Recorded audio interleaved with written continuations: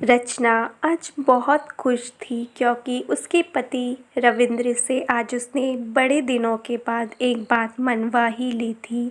वह अपने भाई किशन के घर कुछ दिन के लिए जाना चाहती थी, लेकिन रविंद्र हर बार मना कर देते थे। आज रचना ने सुबह जल्दी उठकर रविंद्र के लिए नाश्ता बनाया।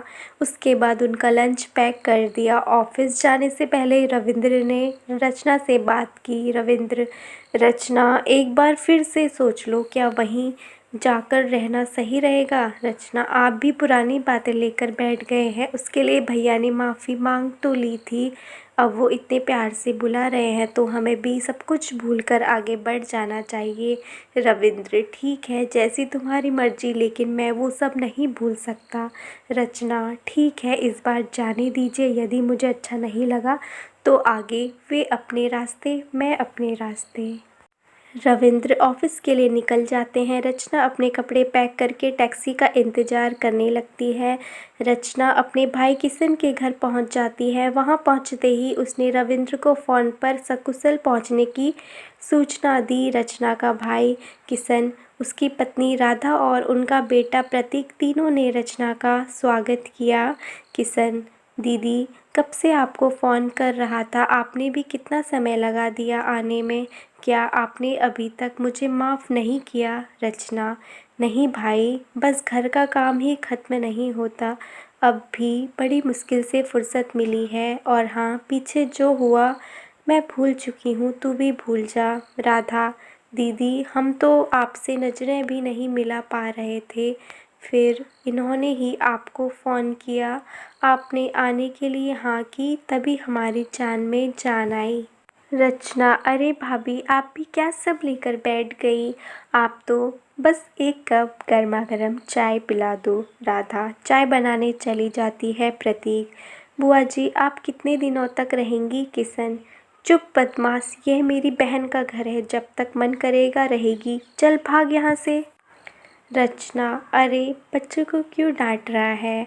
बेटा मैं एक सप्ताह तेरे साथ ही हूँ, तू मुझे अपना कमरा नहीं दिखाएगा? रचना प्रतीक को लेकर उसके कमरे में चली जाती है। कुछ देर बाद राधा चाय बनाकर लाती है। राधा, आप दीदी से कैसे बात करेंगे? मुझे तो डर लग रहा है, कहीं मना कर दिया तो क्या होगा? किशन, तू चुप रह, मैं कोई न कोई रास्ता निकाल लूँगा, बस अभी इस बारे में दीदी से बात मत करना।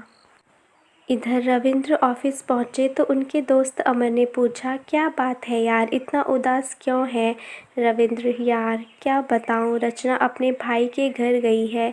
तुझे तो पता ही है, यह वही भाई है जो अपनी शादी में दहेज में कार मांग रहा था।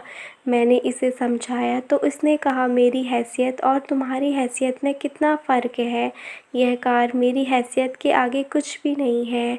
तुम मुझे मत समझाओ, वो तो पिताजी ने तुम्हें पसंद कर लिया, वरना तुमसे कहीं ज़्यादा पैसे वाला लड़का मैं अपनी बहन के लिए देखता।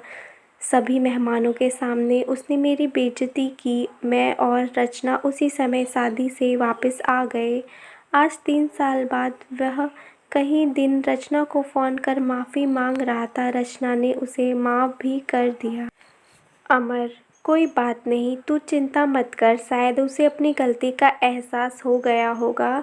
रविंद्र, नहीं, ये ज़रूर उसकी कोई चाल होगी, बिना मतलब वह किसी से बात भी नहीं करता। इधर अगले दिन किशन ने रचना से बात की।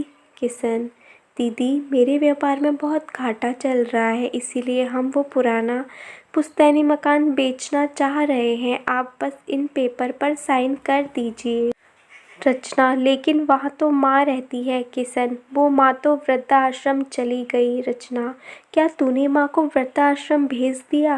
किशन, हाँ, यह मकान मैं अपनी पत्नी के नाम करना चाहता हूँ, आप बस इन पेपर पर साइन कर दीजिए। रचना, नहीं, ये नहीं हो सकता, तुझे वृद्धाश्रम से माँ को घर लाना होगा, उनके मरने के बाद ही यह मकान बिक सकेगा।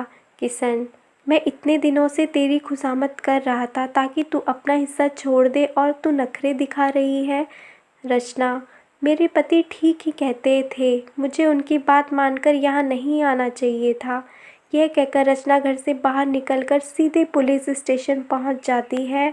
वहाँ वह सारी बात बता देती है। वह रविंद्र को भी फ़ोन करके वहीं बुला लेती है। पुलिस किशन को पकड़ लेती है। रचना, देखा, अपनी बदमाशी का नतीजा अब तू रहेगा और तेरे कर्मों की सज़ा तेरे बच्चे को भी मिलेगी। रविंद्र, रचना, इसे माफ़ कर, केस वापस ले लो। रविंद्र के बहुत समझाने पर यह मान जाती है। किशन, जीजाजी मुझे माफ़ कर दीजिए, मैंने आपका बहुत अपमान किया है। रविंद्र, ठीक है, लेकिन पहले अपनी माँ को वृद्धाश्रम से लाकर अपने साथ रखो। इसके बाद सभी जाकर माँ को ले आते हैं और खुशी खुशी रहने लगते हैं। तो दोस्तों, आज की ये छोटी सी कहानी आप लोगों को कैसी लगी कमेंट करके ज़रूर बताइएगा। ऐसी ही एक नई स्टोरी के साथ मिलते हैं कल एक नेक्स्ट वीडियो में। और आजकल मेरी बहुत दिनों से कोई भी वीडियो नहीं आ रही थी, क्योंकि थोड़ा सा आजकल शादी फंक्शन है तो उसमें थोड़ा सा मैं बिज़ी थी, इसी वजह से कोई भी वीडियो मैं नहीं डाल पा रही थी। कोशिश रहेगी कि अब मैं रेगुलर वीडियो डालूं। और ऐसी स्टोरी के साथ मिलते हैं कल एक नेक्स्ट वीडियो में। तब तक के लिए बाय बाय, टेक